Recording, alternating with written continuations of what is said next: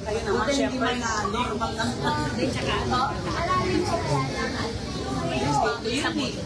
Saka na gabas ang gabi.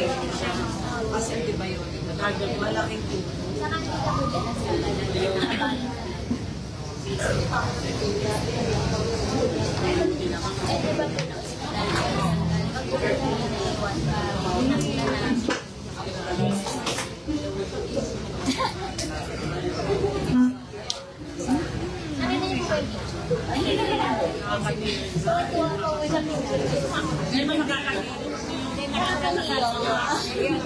Ay, ako nga po nag-alas. Si Mami.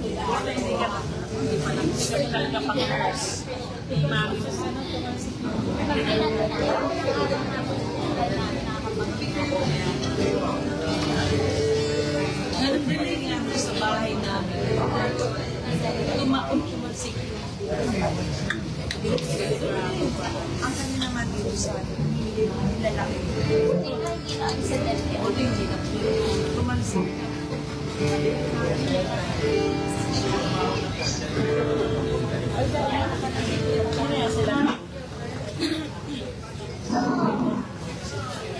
Para magkakatabi sila. Ay, iba.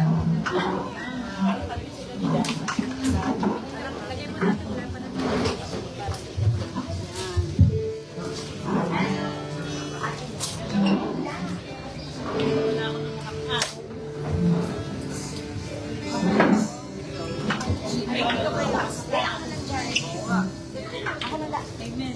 Singko.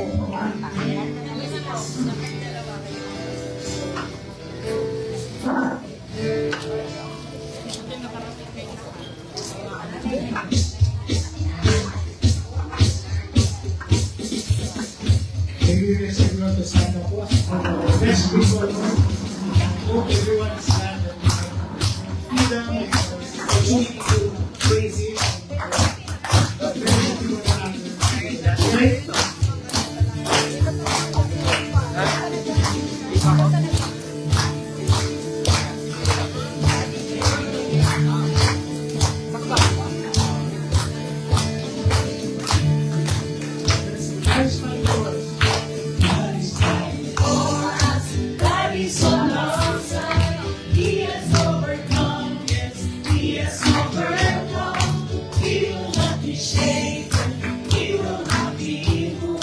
Jesus, you are here.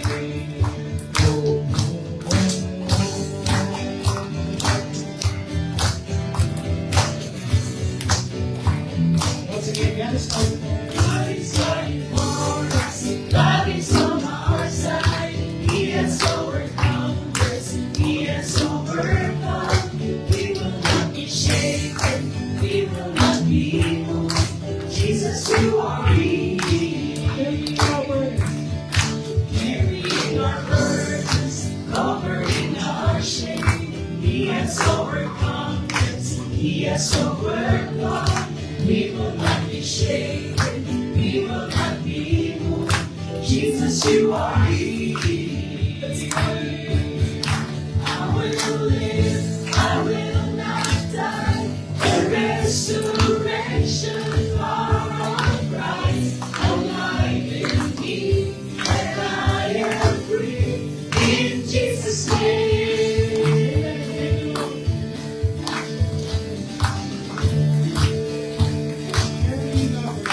Carrying our burdens, covering our shame. He has overcome us. He has overcome. We will not be shaken. We will not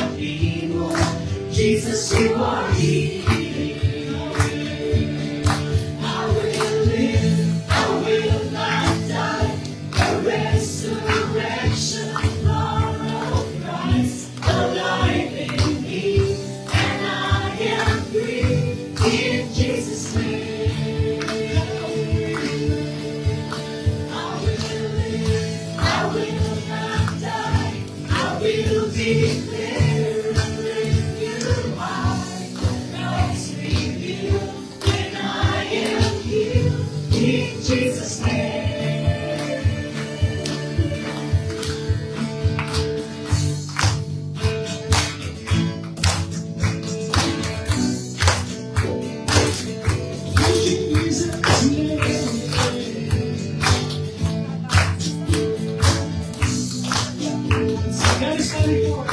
God is fighting for us, pushing back the darkness, lighting up the kingdom that cannot be shaken. In the name of Jesus, enemy is defeated, and we will shout it out, shout it out. God is fighting for us, pushing back the darkness, lighting up the kingdom that cannot be shaken.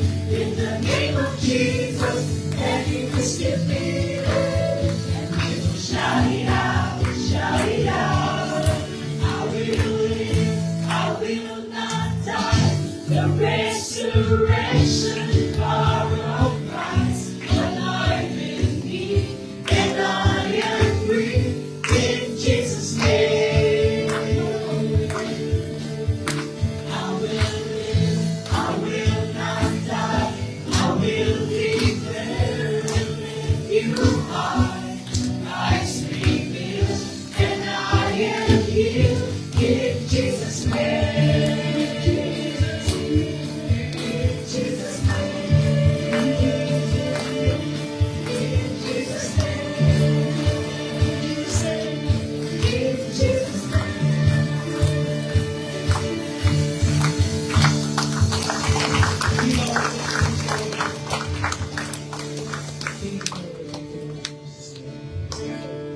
This is DJ my worship, our Lord.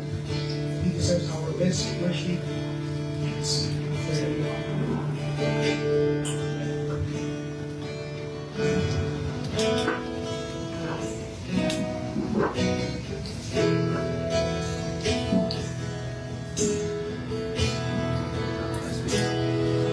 Let's see. Come live in me. All my life, take over. Come live in me. I will rise.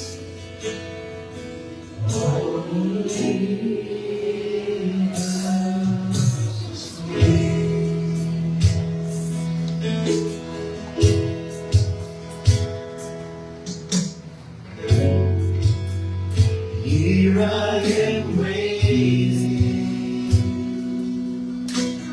abide in me, I pray.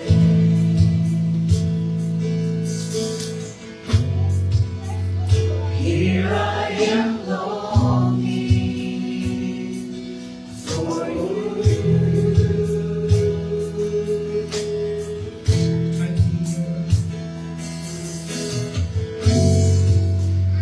I need your love. Bring me to my knees. May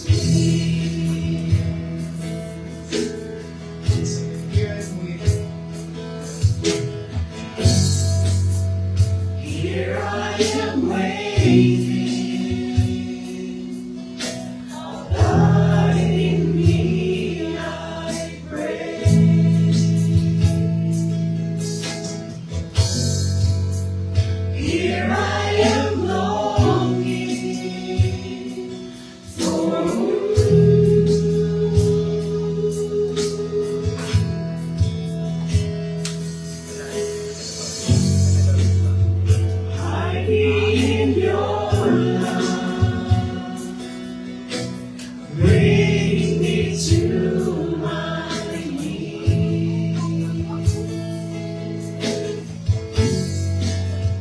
May I know Jesus more and more.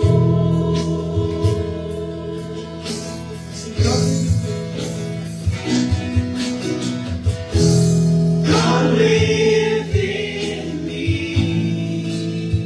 oh my life, take over,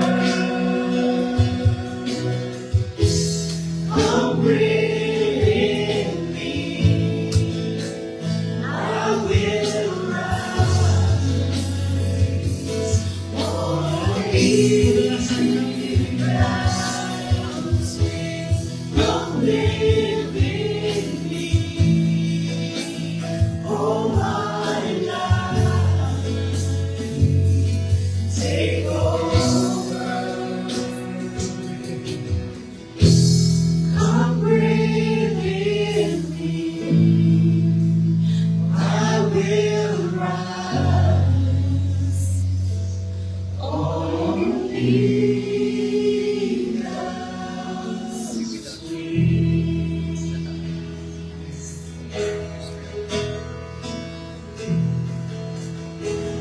this is my inside to honor you, Lord, with all my heart I worship you.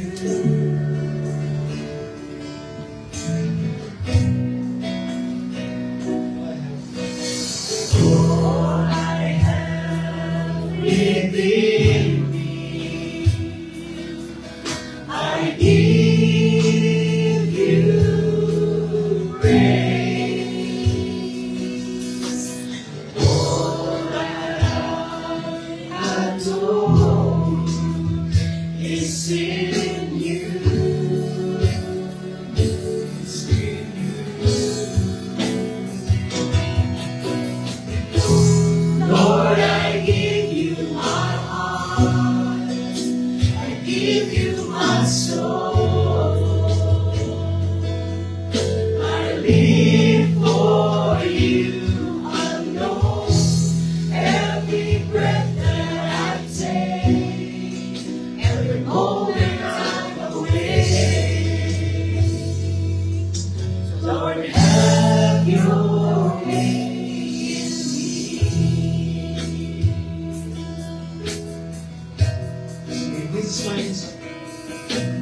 This is my desire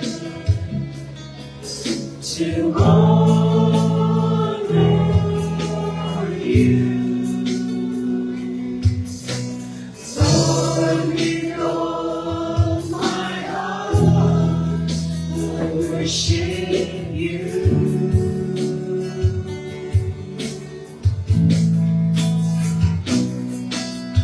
All I have within me, I give you praise.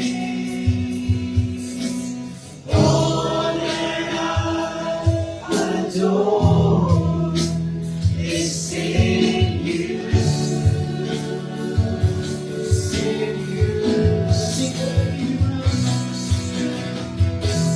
Lord, I give you my heart, I give you my soul, I live for you alone, every breath that I take, every moment I'm awake. Lord, have your way in me. Lord, I give you my heart, I give you my soul, I live for you alone, every breath that I take, every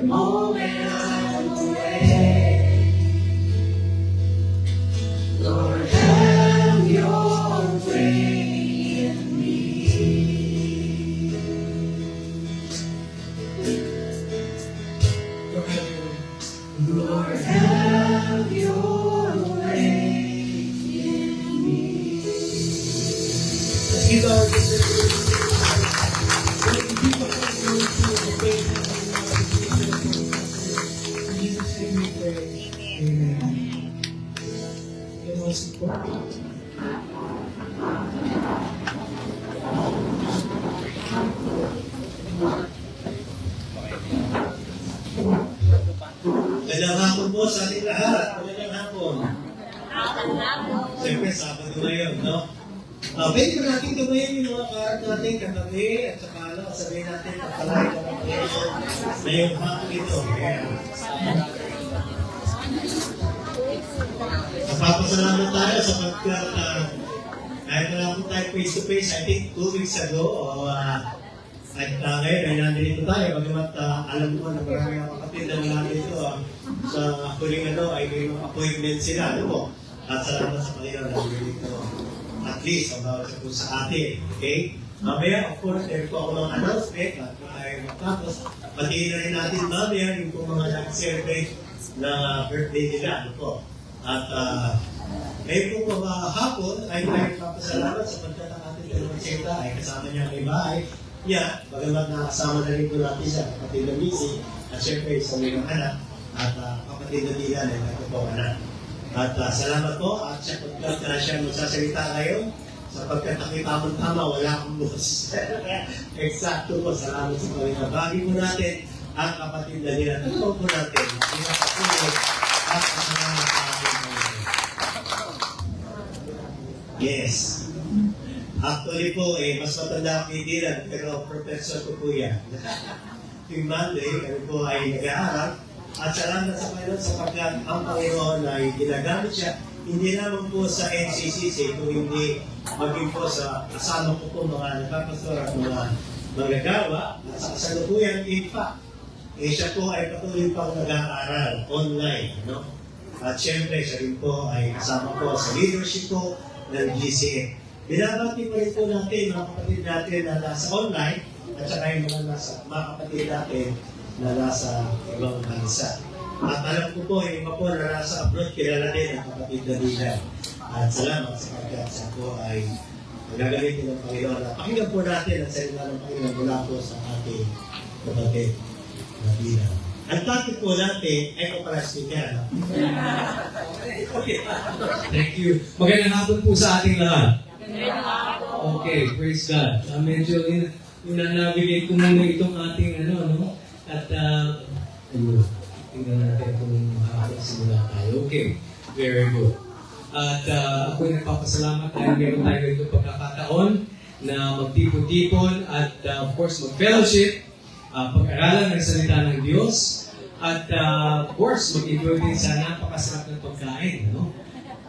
So maya-maya konti ay pagsasaluhan natin ang isang napakasarap na meal dito sa Kenny Rogers. At hopefully, hindi naman magtatagal itong aking ibabahagi sa inyo, ngunit magpapagana pa sa inyong pagkain mamaya konti. Okay, so before we begin, why don't we begin with a word of prayer? Let's pray mga kapatid. Let's bow our heads and commit this time to the Lord. Our Heavenly Father, we are grateful for your gathering us together because we know that you have a purpose in this. Your purpose, Lord, is for each and every one of us to be more and more like the Lord Jesus Christ. That is, that we are conformed to the image of Jesus, and that we, as we live our lives from day to day, would live it in a manner that is pleasing to you, O Father. So we ask, O God, that as we study your word tonight, this afternoon, that what we will learn will become practical for us, that we will apply it in our daily lives so that we can be pleasing in your sight. So open our hearts, open our minds, make us receptive to your word. This we pray in Jesus' name. Amen. So, ito po ang title ng ating ating sermon sa hapon ito. It's called Navigating Differences in Christian Convictions. Ngayon itong salitang navigating, usually ginagamit po yan ng mga kapitan sa barko, ginagamit din ng kapitan sa mga aeroplano, navigate. Okay, usually when we navigate according to the four cardinal directions, north, south, east, west. At ginagamit natin navigation kasi nais natin makaabot sa isang destinasyon sa buhay Kristiyano. Okay? So when we navigate differences, yung pagkakaiba-iba natin sa mga conviction natin, ang mahalagang destinasyon ay maging katulad tayo ng ating Panginoong Jesus. We become more Christ-like and we become pleasing to Him. So, when we navigate these differences, ultimately, our objective, of course, is to be pleasing to the Lord Jesus Christ.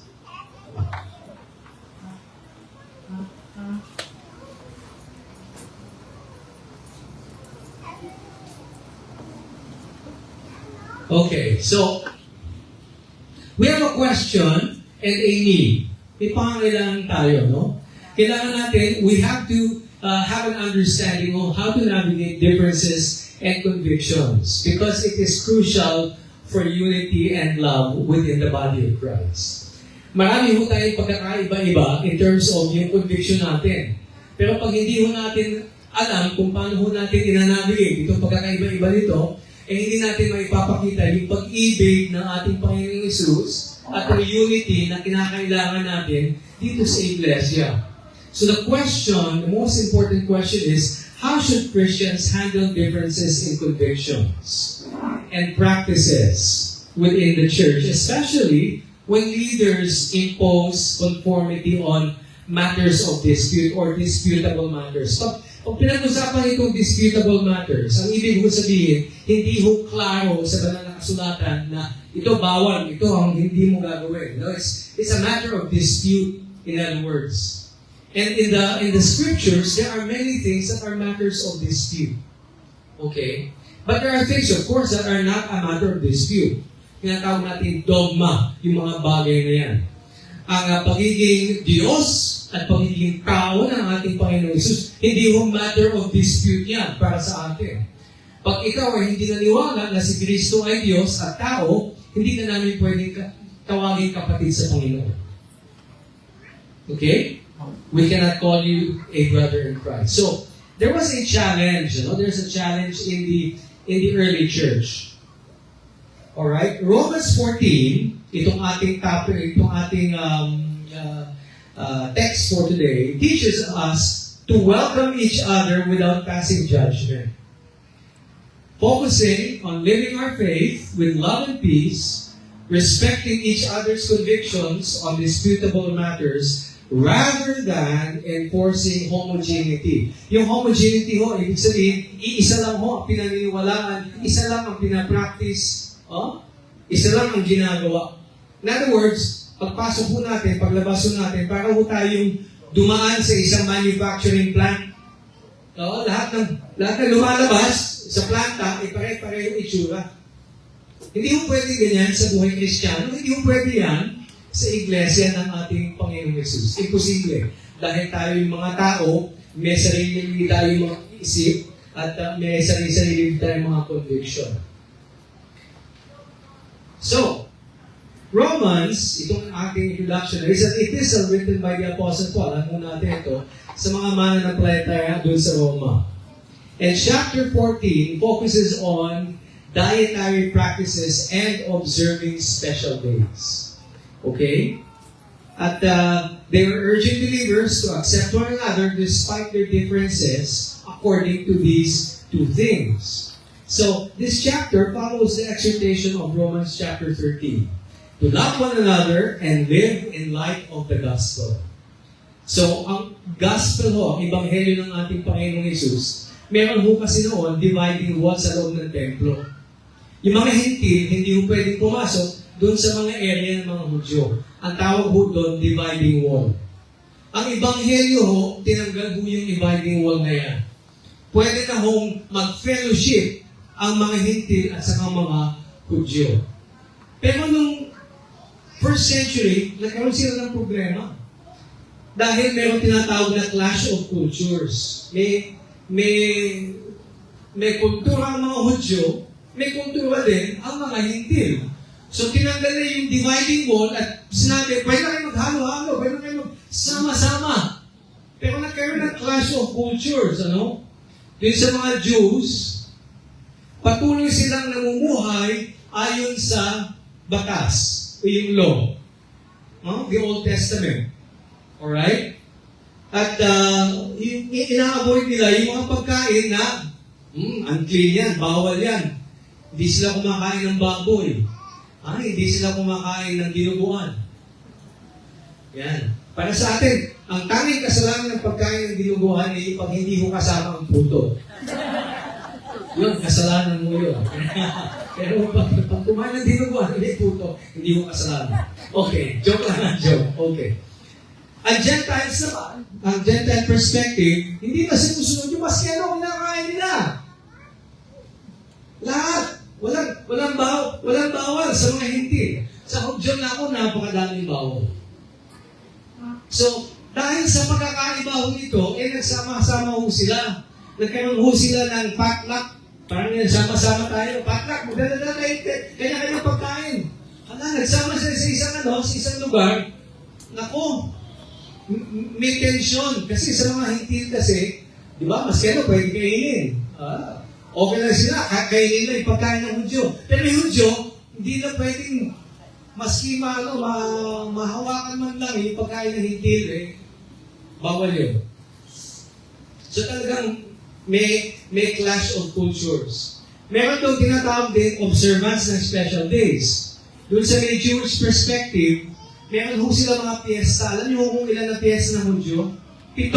Sa isang taon, kailangan mayroong 7 piyesta na ina-attendan ng mga Hudyo. Alright? Yung mga hintil naman, wala naman silang ganong attachment sa Jewish calendar. Sa kalendaryo ng Hudyo, wala naman silang issue ng mga ganon, ano?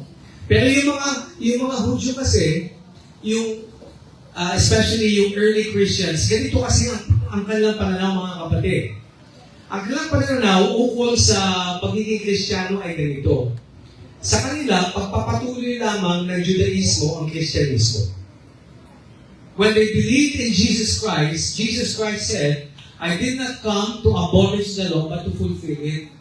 Kaya sa pananaw nila, ang Panginoon Jesus, hindi na in-abolish ang batas. Pagpapatuloy lamang yung ating pananampalataya sa Kanya. Kaya, Christianity for them was the fulfillment of Judaism. Parang nag-level up lang yung Judaism. Hindi in-abolish.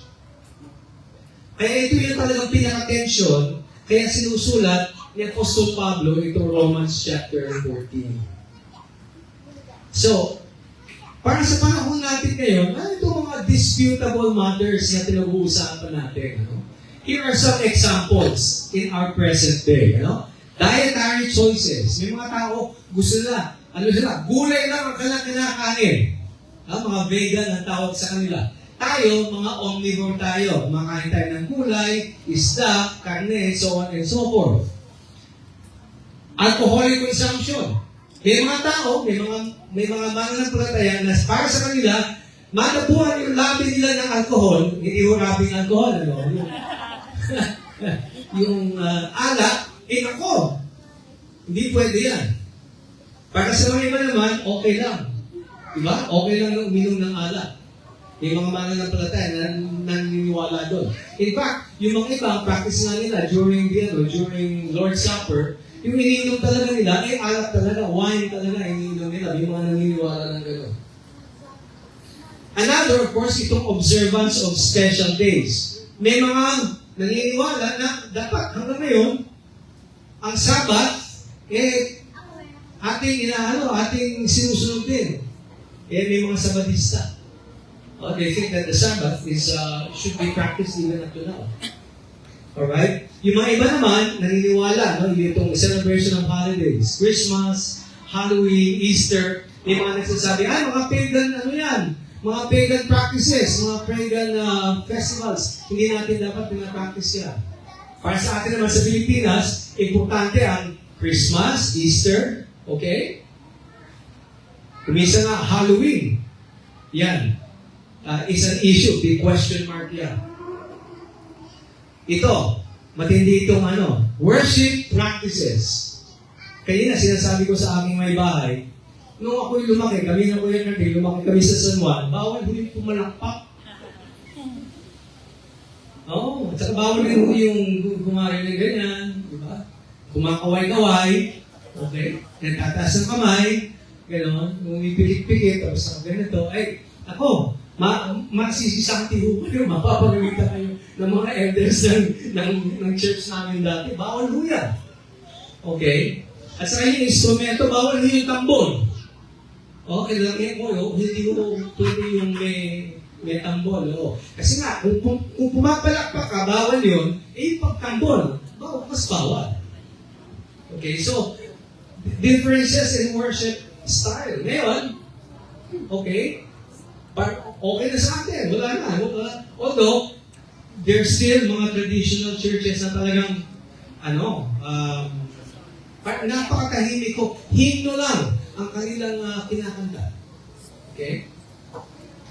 Dress code. Ito pa. Mga items of disputable matters. Church attire. Yung iba ho ay sinasabi, ako, hindi ko pwede pumunta ng church na nakapantalo. Kailangan nakapadang mga babae lahat. Hindi ba? Tapos kailangan nakabelo. May mga ganyan. O yung kulay pa ng kanilang damit, kailangan puti lang, puti. Okay? May mga ganyan. Tapos, ihihiwalay nila. Yung mga lalaki dito naman yung mga babae. So, there are also modesty standards. Bawal na nakasinela sa church. Diba? Bawal na naka-shorts. Bawal na naka-plunging neckline. Yan, so on and so forth. Mga dress codes. Other disputable matters, entertainment choices, yung paggamit ng social media. Yung mga iba, sinasabi na po, bawal yan, huwag kang mag-social media. Okay? Ano yan? Ano ng demonyo yan? Ginagamit ng demonyo yan. Social media na yan. Dati, sa amin, sa San Juan, bawal humanood ng sine. Mahuli kang pumasok ng sine, mapapagalita ka, sasabihin ka, kung dumating ang Panginoong Jesus, maiiwan ka dito. Hindi ka kasama sa rapture kung nahuli ka sa loob ng sinihan. Okay? Ito, health and wellness. Ilagay natin ito si vaccination. Ako, malaking division yan sa church dati. In recent years, di ba? May mga pro-ivermectin. Mag-ivermectin daw, huwag daw magpapaturo. Doon sa aming Bible study, Kuya Cards, meron tayong invite na doktor pa doon. Hindi ba? Tapos pinag-usapan, ano ba itong vaccination na ito? Ito ba yung kailangan natin? Magpapaturo ba tayo? At naalala ko, yung ilan sa mga kalalakihan doon sa aming Bible study, sina Kuya June, hindi ako magpapavaccinate. Tapos eventually, pabakuna din. Alright. So, of course, marami po yan, pati mga political views. Okay? And the list goes on and on and on and on. Napakadami ho pwede, quote-unquote, i-dispute o pag-argumentuhan o pag-awayan. At nangyayari ho, sa buhay Kristiyano, sa ating iglesia, itong mga bagay-bagay ho nito, pag sineryoso masyado, nakakapag-cause ng division within the church. Marami hong pinag-aawayan mo ito at hindi na nag-uusap, hindi na nag-fellowship dahil sa mga disputable matters. So, ito Romans chapter 14 ay isinulat upang i-address itong pinaka-issue na itong disputable matters. So, si Apostol Pablo nagbigay ng 5 prinsipyo, at least 5, dito, masasabi natin, 5 principles. Principle number 1, basahin natin together, accept. Ayun. Okay, tanggapin natin ang isa't isa nang hindi nag-aaway. Alright? This is very important. So, basahin ko, Receive one who is weak in the faith, but not to dispute over doubtful or disputable things or matters. For one believes he may eat all things, but one who is weak eats only vegetables. Ito yung mga Hudyo.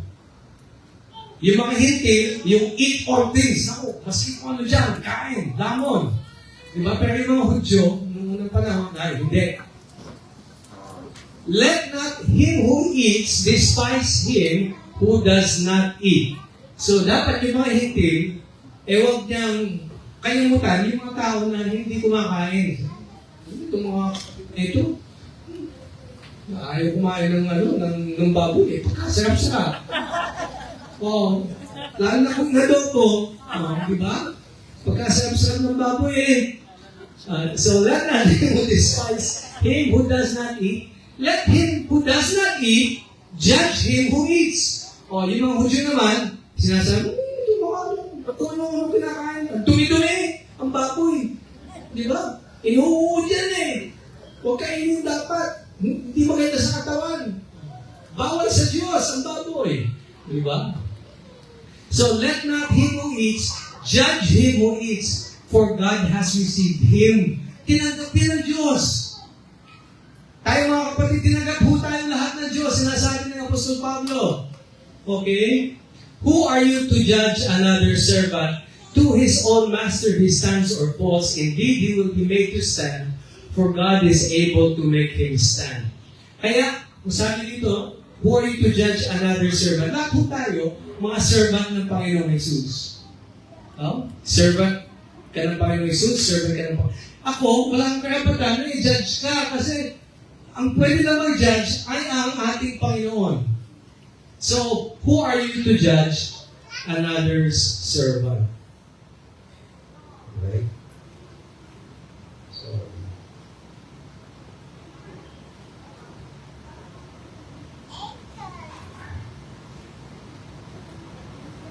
dito na ako. Namamatay ba tayo ng aking computer? Okay, there you go. In Matthew 15:11, ito po ang sabi mga kapatid ng aking Panginoon Jesus. Not what goes into the mouth defiles a man, but what comes out of the mouth, this defiles a man. So, ang pagkain ho, kung ano man ang pumapasok, hindi yan dumudumi sa isang tao. Kung ano yung lumalabas sa kanyang puso, yun talaga nagde-defile sa kanya. So itong pinaka-application po natin, based on principle number 1, accept one another without quarreling. We have to embrace diversity in convictions. Believers are called to welcome and accept each other, recognizing that differences in convictions, especially on disputable matters, are part of the diversity in the Christian life in the body of Christ. And this acceptance fosters an inclusive and loving community. In other words, bagamat iba ang pananaw mo, iba ang conviction mo, iba ang gusto mo, sa akin, dapat tanggapin kita. Kasi pagpapakita yan ang pag-ibig ko sa iyo. It's not a matter of insisting yung pagpipilit. Baguhin natin siya, dapat katulad natin. O baguhin natin siya, dapat katulad ng karamihan. Usually, yan ang ginagawa in most churches. Kaya kung minsan, yung mga ayaw na magpapilit, alis na lang. Lilipat sa ibang church. At ganun ang nangyayari.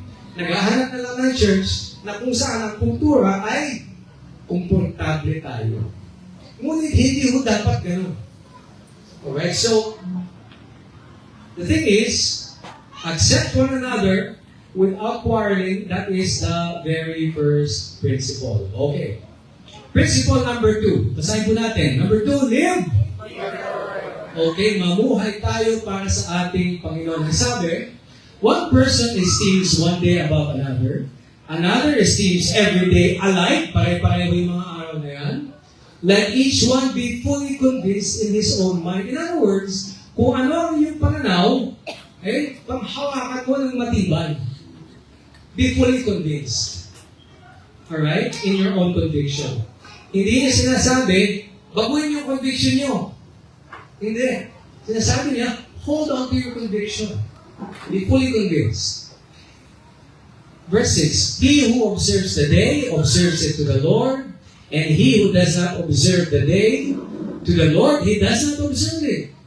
He who eats, eats to the Lord, for he gives God thanks, and he who does not eat to the Lord, he does not eat and give thanks. For none of us lives to himself, and no one dies to himself.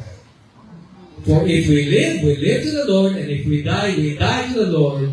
Therefore, whether we live or die, we are to the Lord's. Meron po kaming kasabihan, nung medyo bata kami, nasabi, walang basagan ng trip. Narinig mo ba yun? Yung kasabi na yun? Walang trip niya, ay ano siya?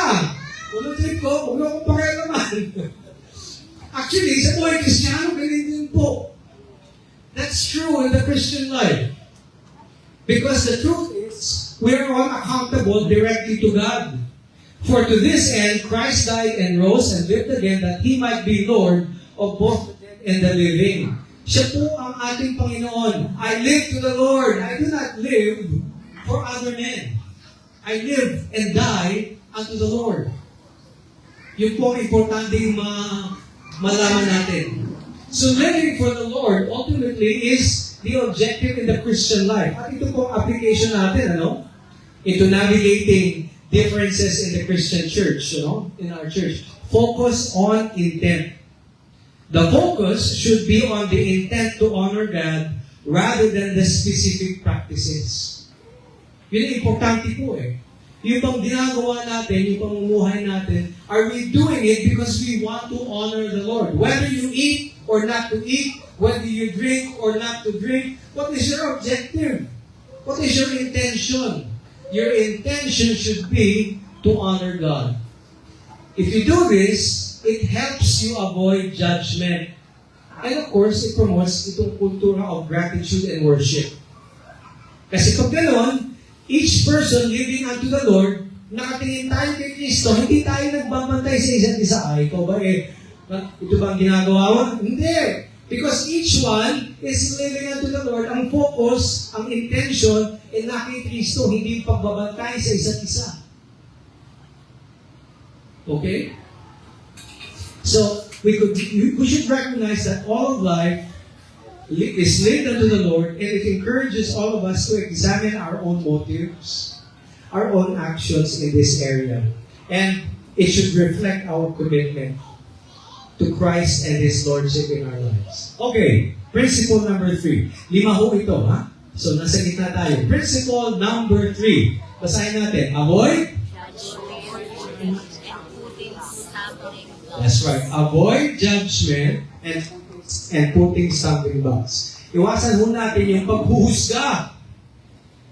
Okay? Iwasan ho natin yung paghuhusga at paglalagay ng bagay na makaka-stumble o makakatisod. Stumbling block. Ngayon, itong katekismo na ito, malaking issue to, malaking turo na kuminsan nagbibigay ng confusion o kaguluhan sa ating mga churches. So, bibigyan natin ng liwanag. Ang sabi dito, why do you judge your brother? Or why do you show contempt for your brother? Judge, bakit mo hinusgan yung kapatid mo? Bakit mo may contempt? Ito yung paghamak. Yung pagpapakita ng paghamak sa iyong kapatid. For we shall all stand before the judgment seat of Christ. Lahat naman tayo ay harap sa ating Panginoong Jesus. For it is written, as I live, says the Lord, every knee shall bow to me, and every tongue shall confess to God. So then, each of us shall give account of himself to God. Therefore, let's not judge one another anymore. Huwag na nating husgahan ang bawat isa. Let's stop judging each other. Okay? But, resolve this. Ito ang resolution dapat. Resolve this. Not to put a stumbling block or a cause to fall in our brother's way. In 2 Corinthians 5:9-10, ito po yung kanyang parallel passage. Sabi, therefore, we make it our aim, whether present or absent, to be well-pleasing to Him, for we must all appear before the judgment seat of Christ. Doon na tayo haharap sa ating Panginoong Jesus. Kaya huwag tayo mag-judge sa isa't isa. May araw na huhusgahan tayo, maghusga sa atin, ay walang iba kundi ang ating Panginoong Jesus. That each may receive things done in the body according to what He has done, whether good or bad. Kung tayo ay gumawa ng isang bagay na good, may reward ho yan. Pag isang bagay na bad, ay wala. Wala kang makukuhang reward. You won't get it wrong. At the judgment seat of Christ, there is no more judgment for sin. Bakit po? Binayaran na ho ng ating Panginoong Jesus ang lahat ng ating mga kasalanan. They're paid for. You cannot enter heaven and stand at the judgment seat of Christ kung may bahay ka pa ng kasalanan, mga kapatid. At the judgment seat of Christ, that's not about sin. It's about whether you have good works or bad works. Yung good works, may reward. May corona. Okay? Yung bad works, lack of reward. Lack of praise. Yun po ang matatanggap natin doon. Ang sabi, but beware. Let somehow this liberty of yours becomes a stumbling block to those who are weak, For if anyone sees you who have knowledge eating in an idol's temple, will not the conscience of him who is weak be emboldened to eat those things offered to idols? So ito ang definition ng stumbling block. Okay? Ito ho ang biblical definition. Pag sinabi yung stumbling block, ano ho ang tinutukoy niya? In the context of disputable matters in the first century church, it is either the intentional pressure, yung pinipressure, huy, itong gawin mo. Intentional pressure.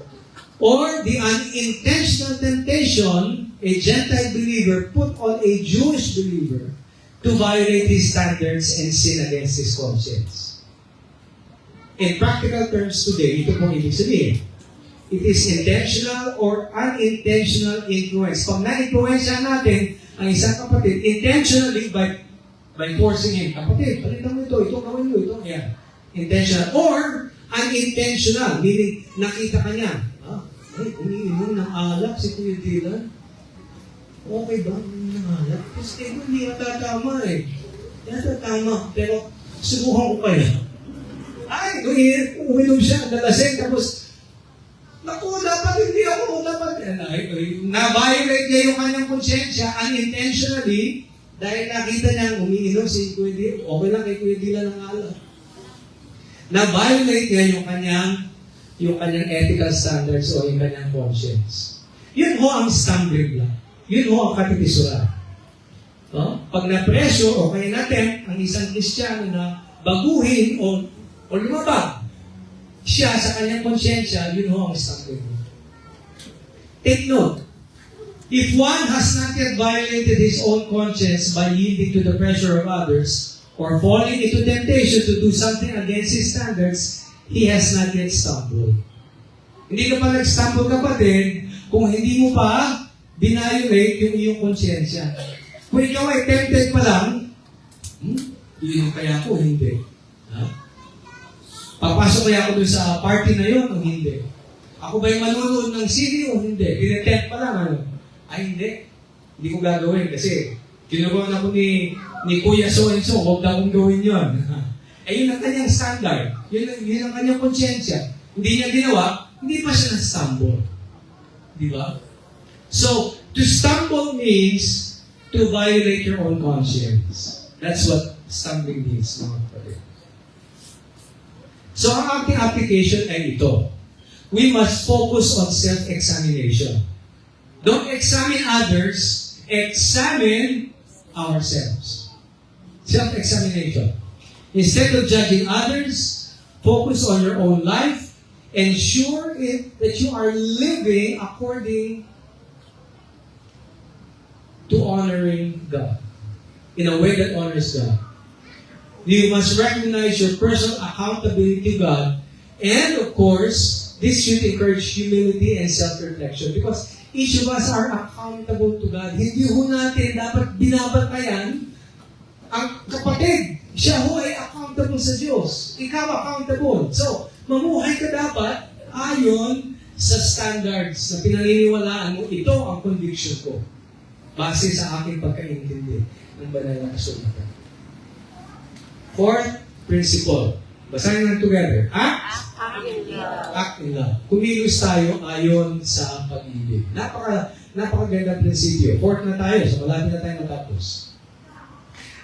I know, sabi, and I'm convinced by the Lord Jesus, that there is nothing unclean of itself. So si Apostol Pablo, sumasalim siya sa mga hintil. Wala naman talagang madumi.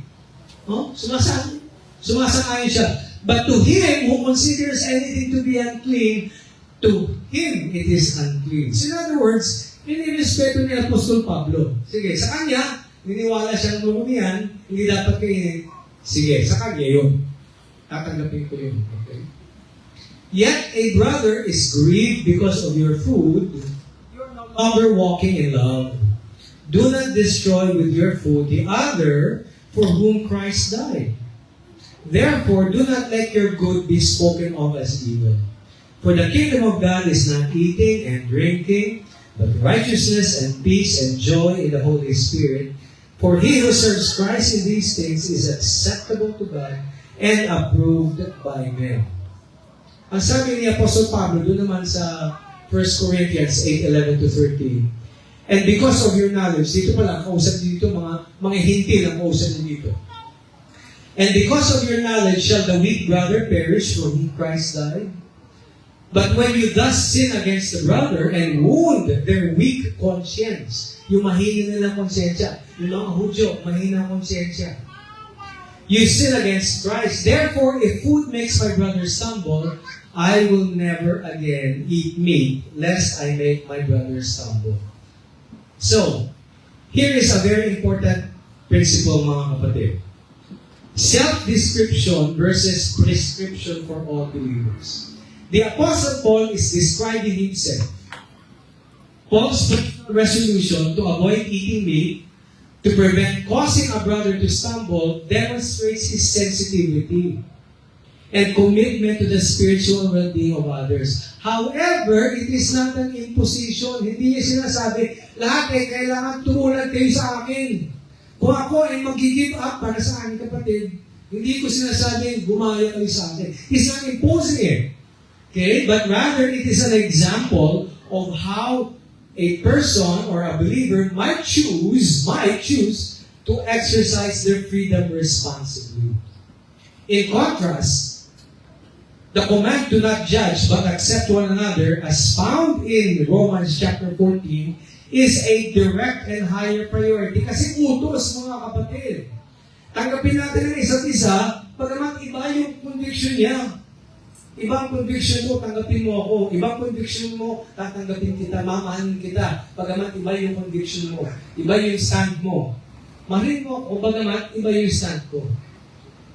Alright? So, this command underscores the essential attitude of love and acceptance that should govern interactions within the Christian church. So, the Apostle Paul, mga kapatid, si Pablo, nag-set siya ng example. Si Paul, nag-set ng example. Siya willing to give up certain things for another believer. You could follow that. He does not impose. Hindi niya pinipilit na gumaya kayong lahat sa akin. Dapat katulad niyo ako. Otherwise, kung ginawa niya yun, lumalabag siya doon sa una niyang prinsipyo na tinuturo. Natanggapin natin ang isa't isa, bagamat magkakaiba tayo. So the Apostle Paul is not imposing that. So, ano application natin? We should prioritize kingdom values. We should focus on righteousness, peace, and joy in the Holy Spirit, which aligns with the core values of God's kingdom. And this should take precedence over personal freedom and preferences.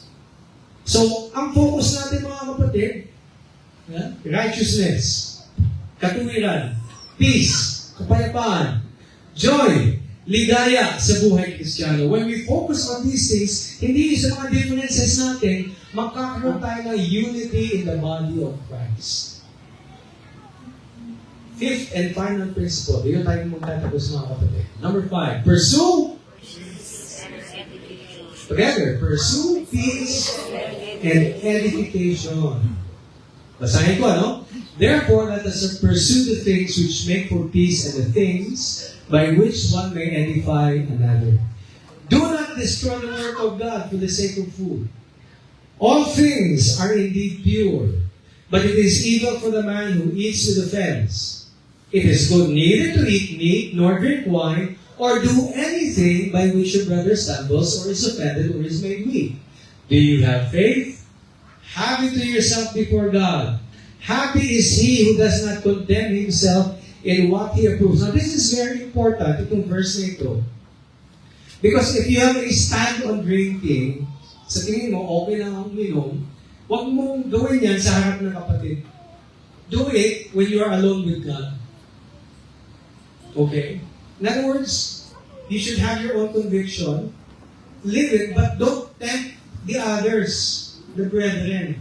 Kung siya ay mahina sa kanyang, sa kanyang pananampalataya, don't put him in a position where you might force him or tempt him to violate his own conscience. Kasi sabi dito, verse 23, but he who doubts is condemned if he eats because he does not eat from faith.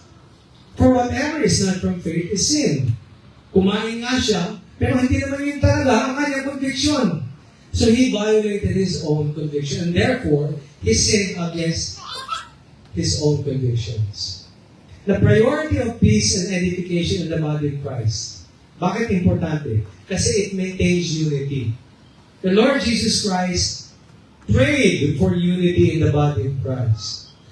The Apostle Paul in his letters focused on unity in the body of Christ because it's very important for unity and peace in order for internal strife o yung pag-aaway ay mawala. Kasi yung effectiveness natin at saka yung ating witness depends so much on our unity. No? Our witness to the world should be about reflecting Christ's love. And of course, yung countercultural example as well. We should not live also, although we are in the world, we should not live like the world. Okay? We should not live like the world. So itong ating application. Last application natin. We must maintain our personal integrity. Kung ano yung stand mo regarding a particular thing, if it is a disputable matter, hold on to it. Have the integrity to hold on to it. And secondly, take personal responsibility. Alright? You must take responsibility for your actions and do not violate your own standards. Because if you violate your own standards, nagkakasala ka. Even as the Apostle Paul said, yun, ang pagkain, wala namang ano yun eh. Masama dyan. Pero yung nagsabing unclean yan, sa kanya unclean. So if you say it is unclean, you say it is wrong, you say I should not do it, and then you violate it, you are sinning. Because that's not from faith. So here are the 5 things. Here, review natin, no? 5 principles to navigate differences in Christian convictions. Basahin natin together, all together. Number 1, accept one another without quarreling. Number 2, live for the Lord. Number 3, avoid judgment and putting stumbling blocks. Number 4, act in love. And number 5, pursue peace and edification. Yan po mga kapatid, ang pagtatapos ng ating sermon. And I hope that ito talaga ang gawin natin, tanggapin natin ng isa't isa. Despite our differences. On matters of dispute. Even on interpretation of Scripture. Okay? Meron ho nga kami, yung Monday night Bible study namin ni Kuya Cardi. Meron ho kami kasama doon. Talagang pinaglalaban talaga yung kanyang pinipilit niya sa iba. Nakaka-offend, offend yung mga ibang members ng group. Kasi parang, ba't siya gano'n, pinipili? Kami naman, di na namin pinipili sa kanya yung pananaw namin. Pero siya pinipili, dapat ganito, dapat ganyan. And so, because of that, umalis na lang yung kapatid na yun in the fellowship or the Bible study group. If we impose our positions on disputable matters, it can cause a rift in the body of Christ. But if we accept one another and love one another despite our differences, yun po ang tunay na pagmamahal. Yun po ang tunay na unity. Unity in diversity. Bagamat magkakaiba tayong lahat, kaya nating tanggapin at mahalin ang isa't isa. God bless you all, mga kapatid.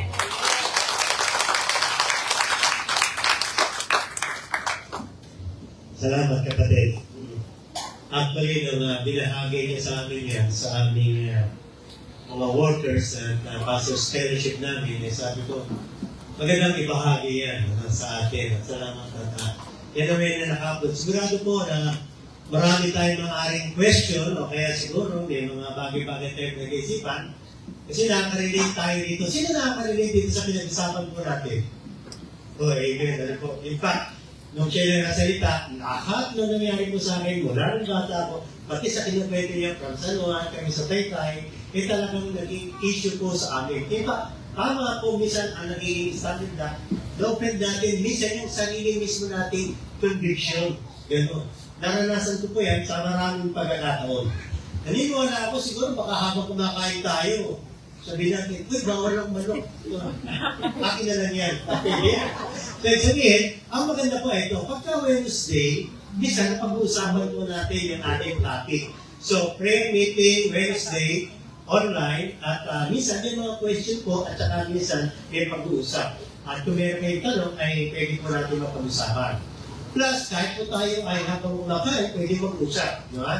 At ang maganda rito, pwede nating tanggapin ang isa't isa para sa Panginoon. At iyon ang bawat isa sa kanyang conviction bilang mga anak ng Diyos. Sa mga sinasabi natin mga disputable things. Ano? Ibig sabihin, hindi malinaw sa mga kasulatan na ikaw ang tama, ikaw ang mali. Yun po yung ating pinag-usapan at sinare ko ng kapatid natin. Amen po?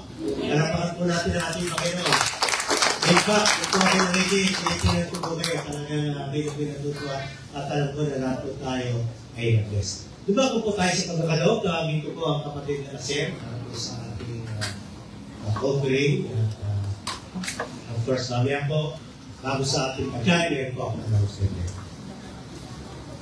Okay, napakaganda ng blessings. Salamat, Brother Leah. Naalala ko yung isa nagbibigay ako sa dog. Palagi nga ako yung dog. Kasi yung isang dog nakakapasok doon sa malapit sa amin. Yung dalawa na malayo. Kaya yung isa, hindi naman store, pero parang gano'n. Minsan nakabutan mo na pagkain ng tao, iaabot ko, sasabihin mo iba, atin yan, hindi pwede. Pero kung isa naman, di ba pag may mga bisita tayo, at lalo na yung bisita natin, yung talagang nag-iimis natin, yung nakalagay doon sa, alam mo yung naka-reserve ng mga food, na mayroon pa kayo experience yung mga nanay o mga lola, may mga special food sila doon sa skaparate, na yung bata o nanalo, bakit doon palagi yung beans na yun o yung mga bawal, hindi talaga pwede. Pero bigla na lang, pag may dumating na bisita, abay, lahat nung nakalagay doon, lumalapas, kinakain. Sabi ko, ano kayang meron sa taong ito? At ganun din yung experience natin, di ba? Minsan tayo mismo, pag tumalaw tayo sa mga kamag-anak o anak, basta loved ones, kulang na lang na ibigay lahat kung ano meron dyan. O ano bang gusto mo? O ito yung, di ba? Hindi mo talaga kaya i-take out mo na lang, di ba? Sabihin, sa tingin ng iba, labis-labis. Di ba? Sobra-sobra yung kino-offer natin. Kasi, may nagtutulak sa atin. Para yung nangyari dito kay Mary, kapatid ni Lazarus. Nung nandun na sila sa dining, kumakain sila, bigla na lang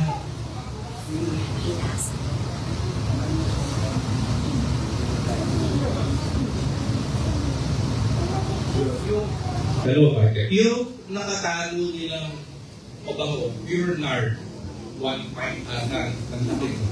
Bigla na lang nilabas ni Mary. At ibinuhos kay Jesus. At napatingin yung lahat. Kasi ang bango-bango, sobrang bango ng bahay nila. At hindi nakapagpigil yung isa doon. Sabi niya, what a waste. Dapat patak lang. Kasi dahil matutulungan ng isang taong sweldo mo eh. Isang taong sweldo, binuhos mo lang in few minutes. Pero anong reaction ni Lord? Leave her alone. Okay ang siya. Lapis-lapis niya, sabi ng, di ba, ng mga natin, nag-observe. Pero at that point, lavish. That's the English. Doon pala galing yung word na lavish, sa lavish. There's a lavish of tapos yung damdamin. Kaya, right now, sabi na sa rito, for 2 Corinthians 9:7, each one of you should give what you have decided in your heart to give, not reluctantly or under compulsion, or love. Di ba God loves you? God loves human. Pero in this particular verse, sabi dito, God loves a cheerful giver. Special mention. Hindi lahat. Hindi lahat ng tao, mahal niya ng ganitong level. Merong description eh. God loves cheerful. Yung masayahin ka, hindi. Cheerful giver. So would you like to feel that? Would you like to be labeled by Christ? Leave her alone. Huwag mo siyang tigilan. Yun ang gusto niya ibigay. Teka, sobra rin sa 10%. Okay lang, huwag mo siyang tigilan.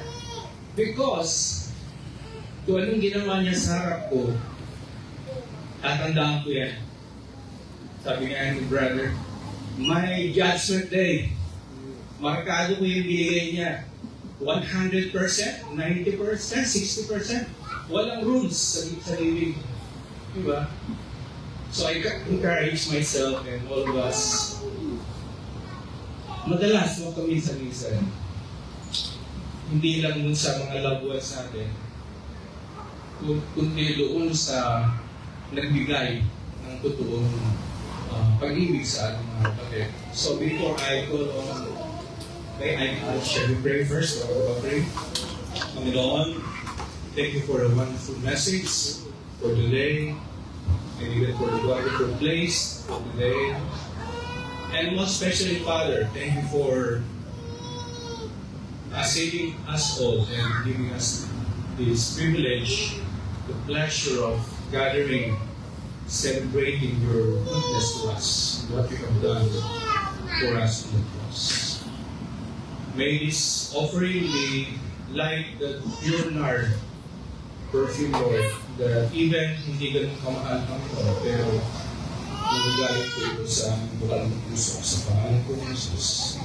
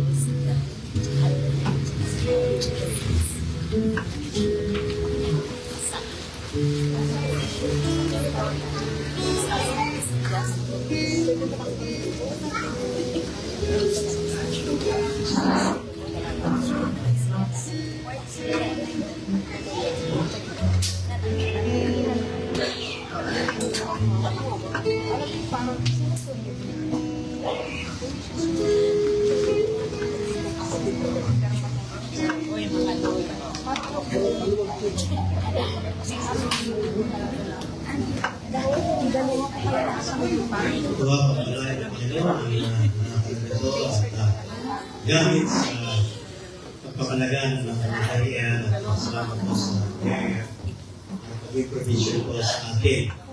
Alam ko nung itong mga nakarang linggo may nag-birthday, nung Webby Shata, birthday ng kapatid na Romy. Palakang po natin.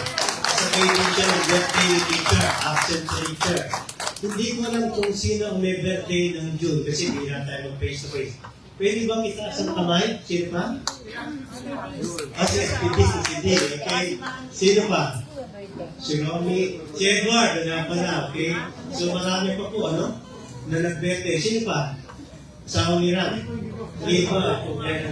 So, kami matagal-tagal pa eh. So, happy birthday to you po. Pwede ba natin nawisin happy birthday po ngayon? At nabira kasi tayo magkasama. Sige. Happy birthday to you. Happy birthday to you. Happy birthday, happy birthday. Happy birthday to you. Kaya pala meron tayong mga yes, kaya pala meron tayong mga dagdag na pagkain. lingkod sa Kenny Rogers. Papakainin po kayo sa Kenny Rogers, okay? Ating volunteer, plus meron po tayo mga pagkain, okay? Bago po sa ating announcement pala po, pagkatapos meron din po akong babalita sa inyo. Yung pong ating lugar dito po sa Midtown 2, sa bahay po at lugar ng kapatid na SJ at Raya, anak po ni Rapid sa kanila. Malapit lang po yan. Actually, dito po sa kabilang site ng BK, Midtown 2, hopefully, mag-i-start po dyan by August po, per Sunday, Lord willing, I think.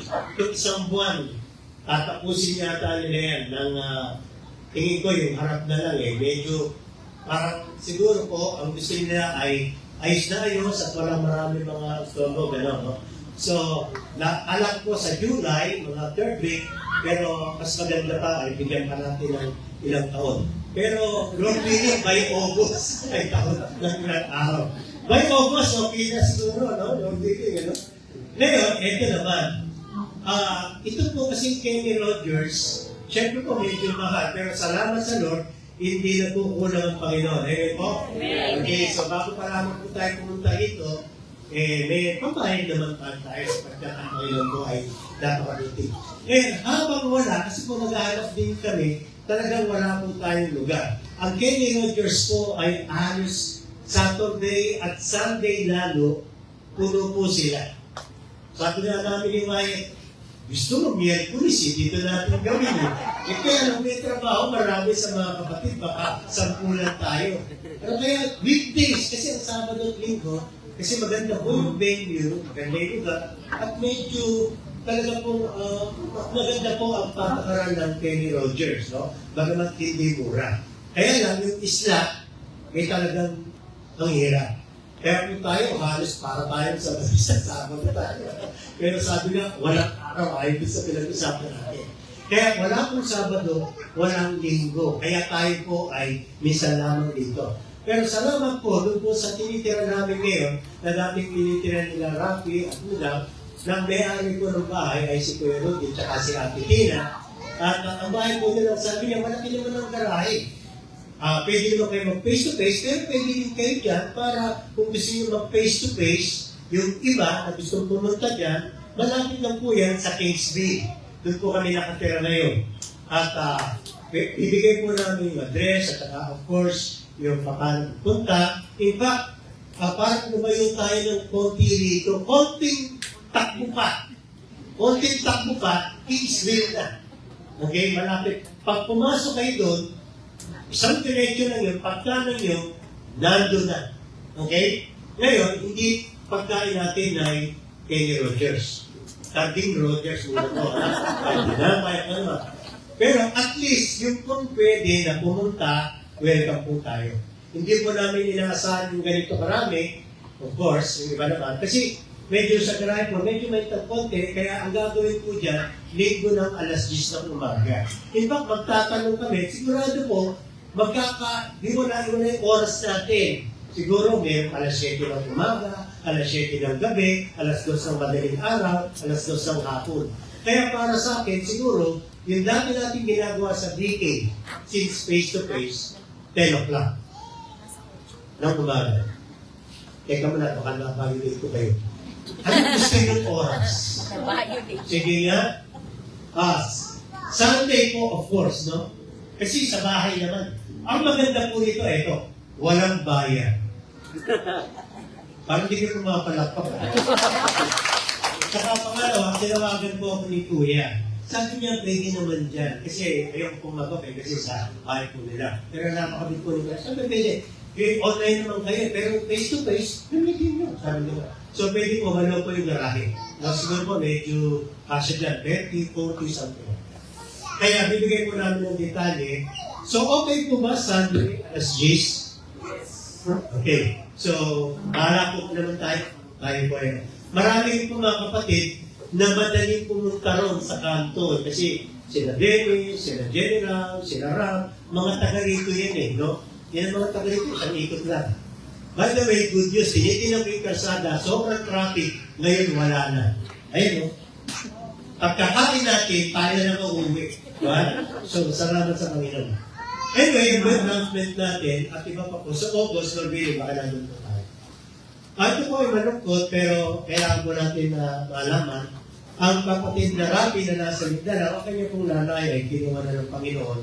I think that maybe 2 or 3 days ago. Yesterday. O kahapon lang pala. Okay? At of course, may detalye po kung bakit. Pero siya po ay, I think, 76 years old. At salamat sa pagkatang kapatid na Rabi ay nandoon. Tapos yung mga kapatid niya sa Amerika ay nakauwi at pagkatapos po sila buhay. Pero may kasi kasama yata isang kapatid. Ang kapatid na SJ at si Raya ay pumunta po sa Mindanao. Kaya po pwede po silang message at maging sa ating HCC book na tayo po ay naging kiramay sa Mindanao. Naniniwala po siya ay nanonood kasama po natin sa pagmamahal. So, malungkot man, pero salamat sapagkat ang Panginoon ang kanyang presensya sa lahat. Nang sumampalataya sa kanyang pangako, meron siya kaligtasan. At marami pa po na may karamdaman, katulad po ng anak ni Bea, at maging sa side po namin, at ibang mga kapatid po namin. Nabalitaan po, kapatid na po, medyo, akala ko hindi ka darating. Ang kapatid na po ay sa Olivia, nasugat po yung paa, nakita ko sa picture, medyo marami din. Ano? At ano ba yun, natusok ng karayon mo, ano? Hindi, yun po. Actually, mabigat po yung nangyari sa kanya. Napalakod. Napalakod. In fact, nung tinanong ko, kasi kung nakita ko sa picture, talaga nagpapasalamat sila sa Panginoon. Kasi po, nag-grinder siya sa bakal. So, yung grinder yata, Simbala. yung tapos natama sa kanya. Pero, papasalamat ako talagang doon na kumama. Pero may nakakalakad ka na. Sino ang nag-drive? Okay. Kasi kaliwa eh. Kaya kanan pwede. Okay, salamat. Kapatid, kasi may tumatanggap ng maraming mga messages sa minsan ngayon. At kami talagang minsan, papasalamat at minsan naman may kalimutan po sa aming puso. Pero papasalamat po tayo, Panginoon, ay maraming salamat. Amen po? Amen. Okay, tayo po lahat ay tumayo at tayo po ay mabuhay. Tapos po, meron po tayong closing song at maging sa aking ano, salamat po sa hapon ito at tunay po. Tayo po ay napakabuting Diyos. In fact, kayo na Diyos na makapangyarihan sa lahat. Na lumalang sa amin at naglinis at nagpatawad ng maraming mga kasalanan namin. At kilala kami, O Lord. Kayo ang tunay na nakilala sa amin, ngunit tinanggap niyo kami. Kaya po sa umaga po ito, ayon po sa iyong mga salita, na amin pong tatanggapin ang isa't isa. Yung honor ang bawat isa. Salamat po sa iyong mga salita na nagpapatunay na napakahalaga ng inyong mga turo sa amin bilang inyong mga anak na mahalin namin kayo at mahalin po namin ang bawat isa. Inandalangin po namin, Panginoon, yung mga bagay na narinig namin, hindi lamang po ang mga hamon mula sa inyong mga salita, maging mga kapatid namin na nasa kalungkutan, maging mga kapatid namin na mayroon po mga kaligayahan at kapayapaan. Nakalay po namin ang lahat po yun para sa inyong pakilang pangalan. Sa pangalan ni Jesus. Amen. Pabalayan po kayo namin. Thank you very much for your giving. You